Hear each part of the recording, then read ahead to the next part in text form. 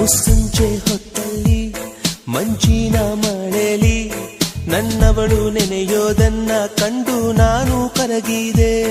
ಅವಳಂದ ಚಂದವ ಒಂದಾಗಿ ಸೇರಿಸಿ ನನ್ನೆದೆಯ ಗೂಡಲಿ ಗುಬ್ಬಿ ಹಾಗೆ ಬಚ್ಚಿಟ್ಟುಕೊಂಡೆ.